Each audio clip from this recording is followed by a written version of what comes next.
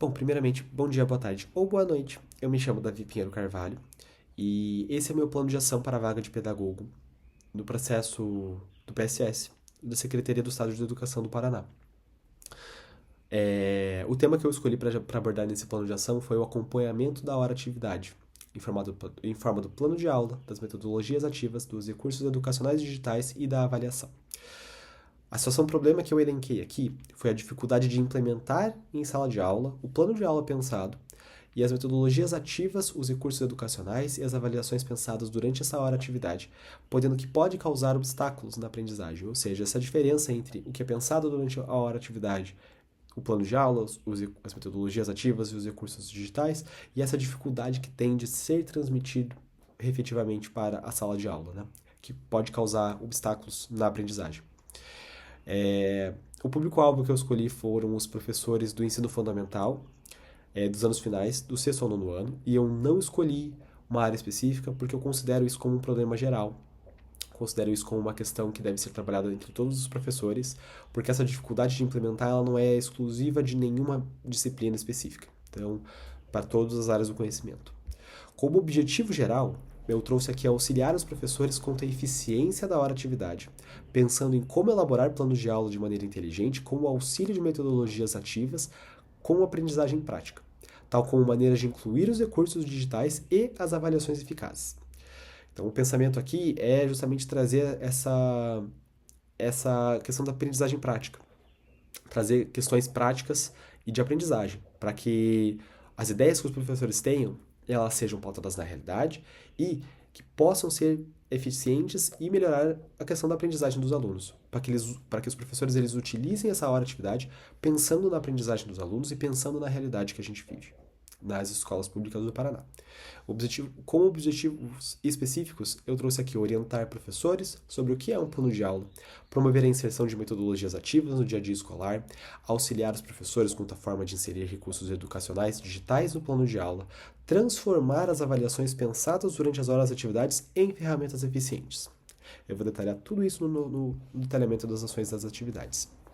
Portanto, as ações que eu escolhi elas devem ser realizadas em forma de capacitações, né, formações de capacitação quinzenais, ou seja, de 15 em 15 dias, duas no mês, para os professores do ensino fundamental dos anos finais. A primeira etapa que eu considero importante é justamente a definição básica, as básicas da hora-atividade, ou seja, o detalhamento do que é um plano de aula. A gente sabe que o plano de aula é um documento extremamente importante e que ele deve ser pensado dessa maneira. Ele não é um documento que deve ser obsoleto ou que ele é apenas preenchido por uma burocracia. Não, ele é um documento extremamente importante que auxilia o professor justamente nesse processo de o que eu estou imaginando para essa aula e o que eu posso atingir com essa aula, o que eu devo atingir com essa aula. Então a ideia é justamente essa, de conseguir transmitir esse conhecimento, essa ideia, essas ideias, esse pensamento para a parte prática. Então, pensar o que é um plano de aula, como preencher um plano de aula, o que pensar na hora de preencher um plano de aula e explicar qual é a funcionalidade. Não é um documento obsoleto, não é nada que a gente deva descartar. É uma coisa que a gente deve levar muito a sério, justamente para transmitir essa aprendizagem que a gente imagina, que a gente gostaria de transmitir para os alunos e é transmitir isso de maneira prática e eficiente. E como a gente faz isso? E aí a gente entra nas questões de metodologias práticas e metodologias ativas. No primeiro momento, as metodologias ativas, como trazer essas metodologias ativas, vai ser feito através de estudos da área da educação, demonstrando a eficiência das metodologias ativas e trazendo justamente essa conexão entre a prática e o mundo acadêmico. A gente sabe que os professores eles têm pouco tempo e que são justamente nesses momentos de formação, de capacitação, que os professores eles têm contato com aquilo que está acontecendo na academia, com aquilo que está acontecendo nas universidades. Então é justamente trazer esses estudos para que os professores eles consigam entender o que são as metodologias ativas práticas de hoje, dos dias atuais, e possam aplicar essas metodologias. Então é justamente fazer essa conexão entre a realidade, a prática da educação com a academia, pensando em quais são as ideias que a academia está trazendo para auxiliar esses professores. Salientar que cada disciplina tem as suas especificidades. Quais recursos são mais operativos para essas disciplinas? Então é justamente pensar em que uma metodologia ativa, por exemplo, para uma aula de física, ela pode não ser a melhor metodologia para uma aula de história, mas que os professores eles devem ter o conhecimento mínimo de todas as áreas, justamente para que eles possam se conectar de maneira interdisciplinar. Pensando, por exemplo, numa metodologia ativa para uma aula de história, a gente pode muito bem conectar essa metodologia da aula de história com uma aula de geografia ou com uma aula de filosofia. Então, é ter a noção de que cada matéria ela é separada, mas que no grande esquema das coisas, elas se conectam e elas podem trabalhar de maneira eficiente junto. E também, uma questão muito importante aqui é evidenciar a forma de inserir essas metodologias ativas no plano de aula e no dia a dia escolar. Porque justamente essa questão é a situação problema. É o momento de transmitir essas metodologias ativas do plano de aula, da cabeça do professor, para a realidade. E a gente sabe que isso a gente pode ter alguns obstáculos no meio do caminho. Então é justamente trazer essa situação para que aconteça de maneira mais fluida e que a aprendizagem dos alunos, a aprendizagem daquilo que o professor entende que deve ser passado para os alunos, aconteça de maneira eficiente. Então, essa é a segunda etapa. Na segunda etapa, a gente vai ter a capacitação a respeito de recursos educacionais digitais. Da mesma maneira que com as metodologias ativas, existe uma grande diferença entre aquilo que os professores eles aprenderam na faculdade e aquilo que está acontecendo hoje. Então é sempre bom que um pedagogo, uma pessoa que ela é instruída para isso, que ela estuda para isso, ela traga essas metodologias novas, ela traga esses recursos novos, que são extremamente eficientes e importantes para a sala de aula, e que podem ser ferramentas muito potentes, que ele consiga transmitir isso para os professores e que os professores eles consigam absorver e entender que essas ferramentas elas devem ser utilizadas e que elas devem estar dentro da realidade. Não adianta a gente pensar em ferramentas mirabolantes, em coisas além do alcance, a gente tem que pensar na nossa realidade. E trabalhar muito bem com isso, porque a nossa realidade é extremamente forte e potente, a gente pode trazer várias coisas. De novo, pensando também em questões de cada disciplina e seus recursos são individuais e conseguir trazer que essas disciplinas elas conversem, mas que elas tenham as suas particularidades. Também conseguir injetar essas metodologias dentro do plano de aula e do dia a dia escolar, porque essa é a parte mais importante, essa é a nossa situação problema.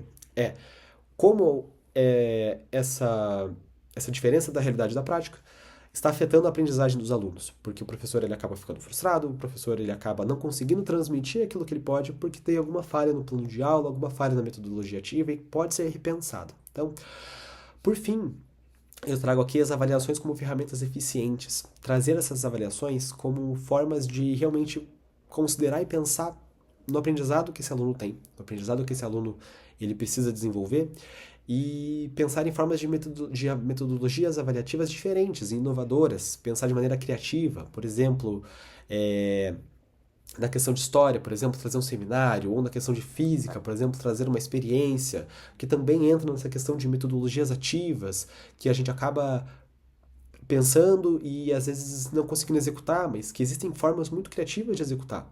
Por exemplo, nessa questão da física, de trazer experiências, de trazer momentos de prática, de atividade dos alunos, de empoderar os alunos, de trazer eles como realmente protagonistas do conhecimento deles e da aprendizagem deles. Então, essa é a ideia das avaliações de maneira criativa, de maneira pensada, e é a ideia que o pedagogo ele consiga trazer essas metodologias de avaliação para a realidade.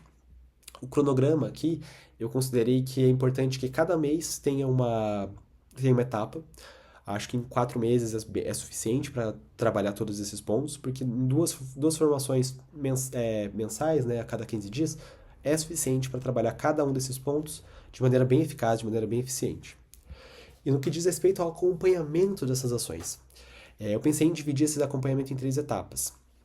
A primeira etapa sendo a observação empírica, ou seja, o pedagogo ele vai observar a elaboração desse plano de aula junto com o professor, ele pode interferir, ele pode conversar com o professor, ele pode dar ideias e observar essa elaboração e, posteriormente, observar como isso está sendo feito. Ir até a sala de aula, colocar o pé lá, observar isso e, através de uma ficha, avaliar como está sendo feito, fazer observações, para que em uma reunião mensal que aconteça com todos os professores dessa escola, o pedagogo ele consiga transmitir as dúvidas que ele tem em relação ao plano de aula e que o professor tenha a oportunidade de responder, de realmente indagar e de questionar o pedagogo e perguntar, por exemplo, eu tenho dúvidas em relação a como implementar as experiências numa aula de física.